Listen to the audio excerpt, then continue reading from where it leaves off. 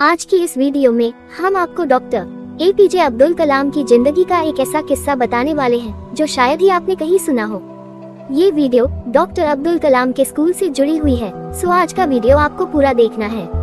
School से जुड़ी होने के कारण ये स्टोरी या ये किस्सा स्टूडेंट्स के लिए जानना बहुत जरूरी है, खासकर उन स्टूडेंट्स के लिए जिन्हें हम बैकबेंचर्स कहते हैं।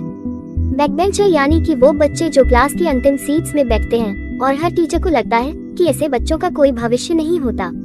स्टूडेंट भले ही बैक बेंचर हो या फिर फ्रंट बेंचर, वो होता एक स्टूडेंट ही, और हर शिक्षक की ये जिम्मेदारी होनी चाहिए कि वो क्लास के सभी स्टूडेंट्स पर बराबर ध्यान दे। अक्सर ही देखने को मिलता है कि टीचर्स सिर्फ आगे बैठने वाले बच्चों पर ही ज्यादा ध्यान देते हैं और सोचते हैं कि जो करेगा ये आगे वाले ही करेगा, पीछे वाला बस पिछड़ता ही चला जाएगा। डॉक्टर एपीजे अब्दुल कलाम की जिंदगी का प्रेरणादायक किस्सा जो स्टूडेंट्स के लिए और हम सभी के लिए भी जानना जरूरी है। अब्दुल कलाम के घर में कोई भी पढ़ा लिखा नहीं था, लेकिन बावजूद इसके उनका पढ़ाई में बहुत मन लगता था और वह बचपन से ही पढ़ने में आगे थे। कलाम हमेशा अपने मित्र रामानंदा शास्त्री के साथ स्कूल के आगे वाली बेंच में बैठा करते थे। रामानंदा एक बड़े हिंदू पुरोहित का बेटा था। जब अब्दुल कलाम कक्षा 5 में थे तो उनकी क्लास में एक नया टीचर आया और उसने देखा कि एक गोल टोपी पहने हुए मुस्लिम लड़का एक मुख्य पुरोहित के लड़के के साथ बैठा हुआ है। ये देखकर उस टीचर को गुस्सा आ गया और उसने कलाम को वहाँ से उठाकर लास्ट बेंच में बैठा दिया। उस समय अब्दुल कलाम कुछ नहीं बोले और चुपचाप पीछे जाकर बैठ गए। इस घटना के बाद उन्होंने संकल्प लिया कि पीछे बैठकर ही मैं कुछ बड़ा करके दिखाऊंगा। आज हम सब जानते ही हैं कि डॉक्टर एपीजे अब्दुल कलाम ने कितना कुछ करके दिखा दिया।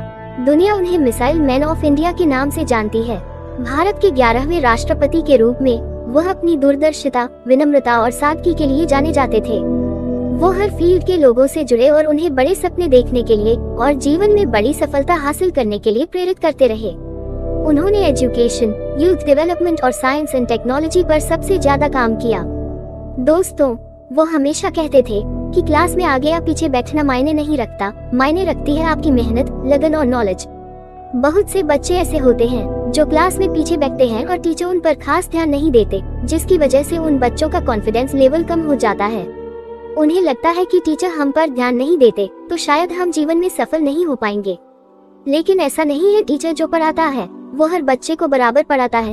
इम्पोर्टेंट ये है कि आप चीजों को कितना समझते हैं, आप घर में जाकर कितना पढ़ते हैं, रिवाइज कितना करते हैं, क्योंकि टीचर 1 या 2 बार पढ़ाता है, बाकी आप पर है कि आप उसे कैसे समझते हैं और उस ज्ञान का कैसे इस्तेमाल करते हैं। सफल होने के लिए जरूरी नहीं है कि आप क्लास में सबसे आगे बैठे और तभी सफल हो पाएं। ऐसे बहुत से लोगों को आप अपने आसपास देखते होंगे जो क्लास में बहुत अच्छे थे, पढ़ाई में सबसे आगे रहते थे, लेकिन आज जीवन में बहुत पीछे हैं। जो बच्चे स्कूल में उनसे एवरेज थे वो आज उनसे भी आगे बढ़ चुके हैं। किसी भी स्टूडेंट का जीवन इस बात पर निर्भर नहीं करता कि वह क्लास में आगे बैठकर पढ़ता है या पीछे बैठकर पढ़ता है, बल्कि इस बात पर निर्भर करता है कि वह मेहनत कितनी करता है, उसका विजन कैसा है, उसके सपने कैसे हैं। दोस्तों, कुछ बनने की चाहत अगर इंसान को स्कूल टाइम से ही हो तो उसे इस बात से फर्क नहीं पड़ता कि टीचर उसे कितना पढ़ा रहा है, बल्कि वह खुद अपनी तरफ से मेहनत करता है और अपने सपने को साकार करता है।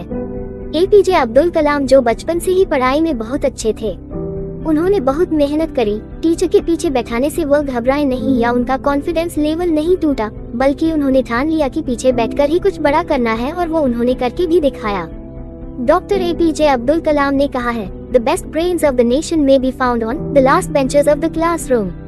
देश का सबसे अच्छा दिमाग क्लासरूम की आखिरी बेंचों पर भी मिल सकता है।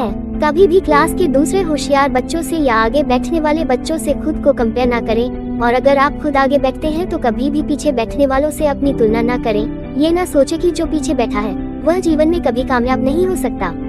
किसी भी स्टूडेंट के कामयाब होने के लिए पहली सबसे जरूरी चीज मेहनत, दूसरी सबसे जरूरी चीज है पढ़ाई और तीसरी सबसे जरूरी चीज एक सपना, यानी कि उसे क्या बनना है। अगर आप स्टूडेंट है, स्कूल में है या कॉलेज में है तो अपना एक सपना बनाएं कि मुझे ये बनना है या इस नौकरी में जाना है, इस फील्ड में कामयाब होना है। उस हिसाब से अपनी पढ़ाई की तैयारी करें। हम अक्सर स्कूल में या कॉलेज में ये सब नहीं सोचते। उस वक्त हम पढ़ाई को मजे में ले लेते हैं। मौज मस्ती, दोस्तों के साथ घूमना, लड़कीबाजी करना है, इन सब चीजों में अपना टाइम निकाल देते हैं। और कुछ लोग जो समझदार होते हैं, होशियार होते हैं, वह अपना विजन शुरू से लेकर चलते हैं। वह सब चीज करते हैं, जिंदगी के पूरे मजे लेते हैं, स्कूल लाइफ, कॉलेज लाइफ के पूरे मजे लेते हैं। लेकिन अपने विजन को कभी नहीं छोड़ते और स्कूल से निकलने के बाद या कॉलेज से निकलने के बाद सफलता पाते हैं और सफल जिंदगी जीते हैं। कुछ स्टूडेंट जो उल्टी सीधी चीजों में ज्यादा लगे रहते हैं, जिनका कोई एम नहीं होता, वो कॉलेज करने के बाद, अच्छे स्कूल से पढ़ने के बाद भी अच्छी नौकरी नहीं कर पाते और असफल हो जाते हैं। इसलिए एक विद्यार्थी के लिए बहुत जरूरी होता है एक सपना, एक गोल, एक एम, उस पर काम करना, पढ़ना और सिर्फ पढ़ना, क्योंकि कोई भी विद्यार्थी सफल हो सकता है तो सिर्फ अपने ज्ञान की वजह से, ना कि किसी के एहसान की वजह से। सो आप सभी समझ ही चुके होंगे कि जिंदगी में आगे बढ़ने के लिए बहुत मेहनत करनी पड़ती है। आई होप आपको ये डॉक्टर अब्दुल कलाम के स्कूल किस्सा पसंद आया होगा, तो जल्दी से जल्दी अपने दोस्तों को शेयर करें और ऐसे ही वीडियोस के लिए चैनल को सब्सक्राइब करें। धन्यवाद।